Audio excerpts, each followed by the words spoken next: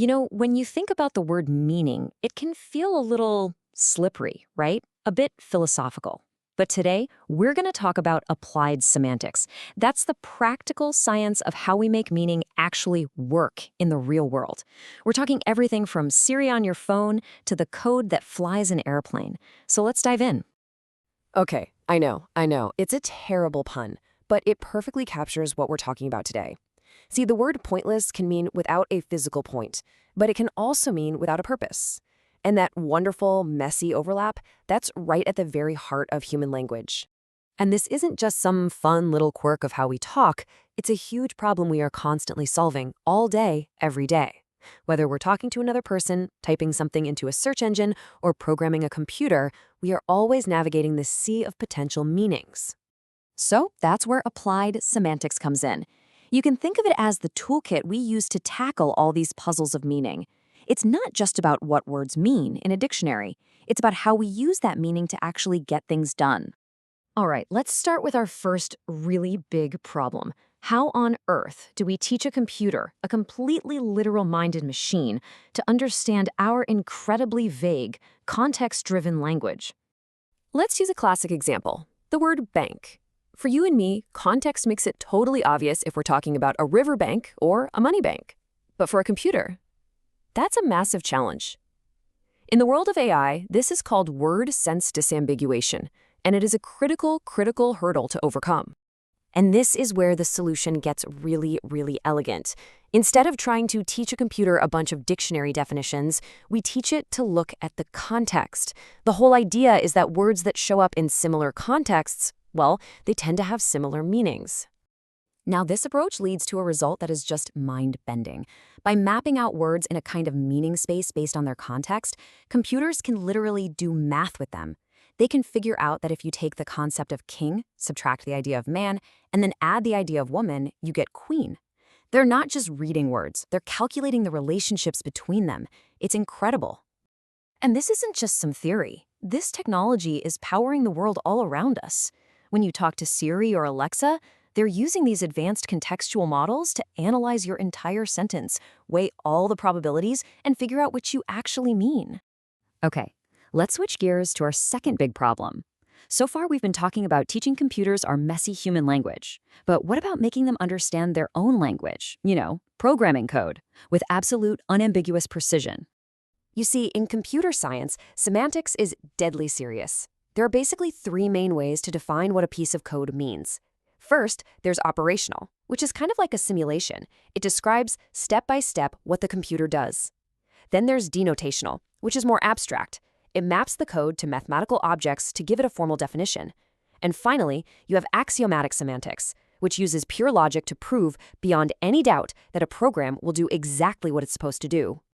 And trust me, this is not just some academic exercise. This is how we get formal verification for the software that runs our lives.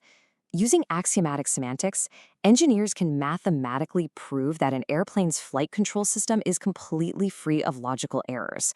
It's a guarantee of safety when the stakes literally could not be higher. So now let's shift our focus from machines back to people. How does applied semantics help us bridge those gaps in meaning between different human languages, between different cultures? Think about something as basic as color. It's a fantastic example of what's called cultural segmentation. Different languages literally carve up reality in different ways.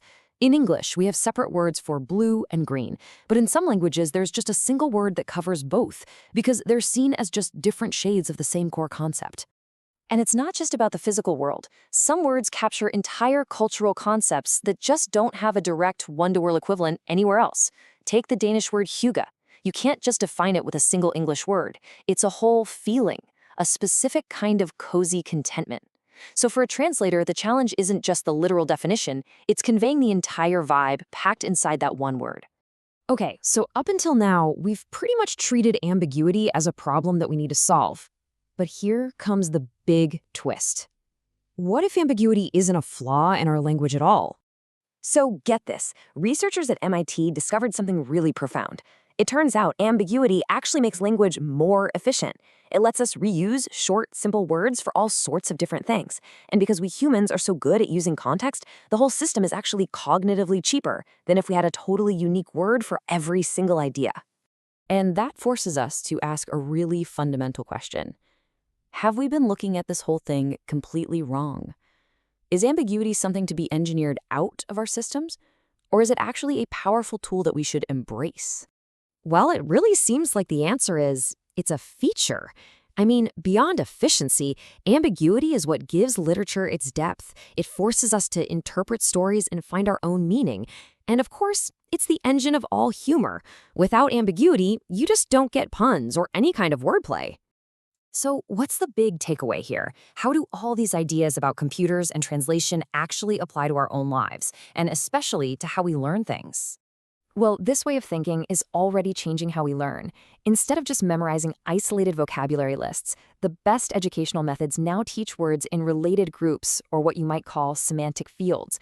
So you don't just learn the word dog, you learn it inside a whole network of concepts like animal, barks, fur, and pet. And that's way more effective. And the reason this works so incredibly well is that it directly mirrors how our own brains work. We don't store words like a dictionary, filed away alphabetically. We store them in a huge interconnected web of meaning, our own personal mental lexicon. And this brings us to a final, pretty provocative thought. For all of human history, understanding the nuance and ambiguity of meaning has been a uniquely human skill. But now, we're building AIs that are getting incredibly good at it too, at sharing that domain with us. So the question that leaves us with is this. As they get better and better, will our own relationship with what it means to mean something start to change too? It's a huge question and definitely something to think about. Thanks for joining us.